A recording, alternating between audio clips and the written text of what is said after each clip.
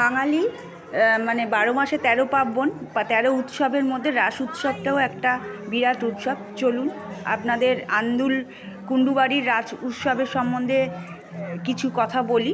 আমি কাকুলি নতুন দিন নতুন ভিডিও নিয়ে চলে এসেছি। এইটা হচ্ছে আন্দুল কুণ্ডুবাড়ির রাস উৎসব। 300 বছরের পুরনো এই রাস উৎসবটা। আর প্রথম তো আমাদের এখানে রাস যে উৎসবটা সেটা রাজা কৃষ্ণচন্দ্র রায় শুরু করেছিলেন, কিন্তু তারপর পশ্চিমবঙ্গের সব জায়গায় ছড়িয়ে পড়েছে। এই যে দেখুন, আমিও চলে এসেছি আন্দুলের যে কুণ্ডুবাড়ির রাস উৎসবটা সেখানে। চলুন আপনাদের ভেতরে নিয়ে যাই আস্তে আস্তে।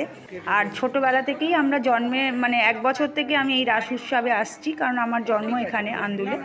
সেই জন্য এই যে দেখুন ভেতরটা কত সুন্দর। আর এই যে পুতুলগুলো, এগুলো সব রামায়ণ মহাভারতের কিছু মানে ঘটনাগুলোর ওপরেই মানে এই পুতুলগুলো নির্মাণ। আর তাদের যে মানে কুলদেবতা, সেটাও একটা জায়গায় ওনারা পুজো করেন, জনার্দন লক্ষ্মীনারায়ণ, সেটাও আপনাদের সাথে শেয়ার করব। এই যে দেখুন মানুষের ভিড়, ভালো করে ভিডিও আমি করতে পারিনি, তবুও যতটা পেরেছি দেখাই।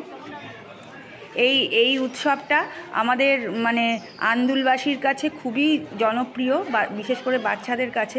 আমি আজকে শুধু কুণ্ডুবাড়ির ভেতরের যে রাস উৎসবটায় আসল যে রাস উৎসব সেটা দেখাবো। বাইরেও পুতুল হয়, মেলা হয়, সেটা আজকে দেখাবো না, সেকেন্ড পার্টে দেখাবো। এই যে ভেতরটা দেখুন কি সুন্দর সেজে উঠেছে।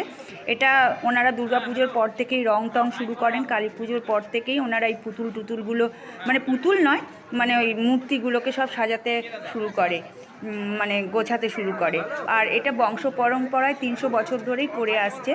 আর শুনেছি যে এরকম একটা ট্রাস্ট আছে যারা মানে এই রাস পূর্ণিমাটা বা রাস উৎসবটা করবে সেই টাকা থেকে। তবে আগে যেরকম রমরমা ছিল, যাত্রাপালা হতো, বিশাল অনুষ্ঠান হতো, এখন সেগুলো চলে গেছে কালের নিয়মে, সবাই যে যার জায়গায় ছিটিয়ে গেছে, এখন যুগ পাল্টাচ্ছে। আর সত্যি কথা, আগে যাত্রাপালাটালা আমরা ছোটোবেলায় দেখেছি হতো, কিন্তু এখন আর কেউ যাত্রাফাত্রা অত তো দেখে না। এখন শুধু মেলা, চারিদিকে বড় বড় দোকান, দোকানেরও পরিবর্তন হয়ে গেছে, জিনিসপত্রেরও পরিবর্তন হয়ে গেছে। এই যে দেখুন সব রামায়ণ মহাভারতের এই যে সব পুতুলগুলো করেছে, খুবই ভালো লাগে। আপনারা আসবেন যদি কেউ আন্দুল রাসমেলায় আসতে চান। আন্দুল বা মৌরি স্টেশনে নেমে আপনারা টোটো করেও আন্দুল বাস স্ট্যান্ডে এসে রাসমেলায় আসতে পারেন। আর এদিক থেকে কলকাতা থেকে গেলে অঙ্কুরহাটি নেমে টোটো করে আসতে পারেন। রাসমেলা বললেই টোটো নিয়ে চলে আসবে। রানীহাটি বা ওই দিক থেকে আসলে আন্দুল বাস স্ট্যান্ডে বাসে করে এসে নেমে আপনারা আসতে পারেন আন্দুল এই মানে রাসমেলা। এই রাসমেলা থেকে আগেকার দিনে মানে হাওড়ার বিভিন্ন জায়গা থেকে লোক আসতো, তখন তো হেঁটে হেঁটে আসতো প্রথম যখন হয়, তখন তো এত গাড়ি ঘোড়া ছিল না, আর এত উৎসবও হতো না, সুতরাং প্রচুর প্রচুর লোক এখানে আসতো। একবার মানে এত ভিড় হতো, আগে মায়ের সাথে আসতাম ছোটোবেলায়, এখন তো ছেলে মেয়েকে নিয়ে এসছি।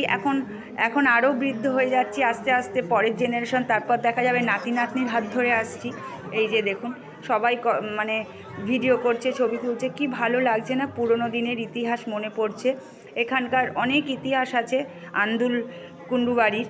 আপনারা জানেন কুণ্ডুদের অনেক কিছু আছে, স্কুল আছে, রানীবালা কুণ্ডু চৌধুরী মোহন স্কুল, তাদের হসপিটাল আছে।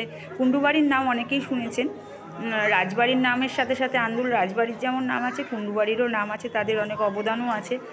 আর এই যে দেখুন সেজে উঠেছে কি সুন্দর রাসমেলাটা। এরপরে দেখাবো, রাস মানেই তো মেলা, মেলা মানেই জিলিপি টিলিপি সবই থাকে, কিন্তু আমি আজকে শুধু বাড়ির মানে মূল যেটা ছিল রাধাকৃষ্ণের যেটা রাস, সেটাই আপনাদের সাথে শেয়ার করছি। পরে বাইরে যে পুতুলগুলো আছে সেগুলোও খুব সুন্দর, পরের পার্টে আমি সেটাকে শেয়ার করব। দেখুন এই যে কত সুন্দর সাজিয়েছে।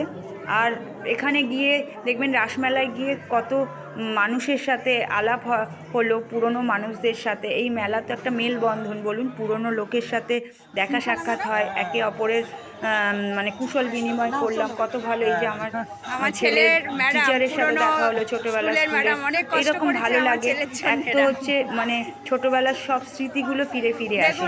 যাকে আপনারা যদি কেউ রাসমেলায় আসতে চান আসতে পারেন। আর আন্দুলের লোকেদের তো বলার কিছু নেই, সবাই রাসমেলায় যায়।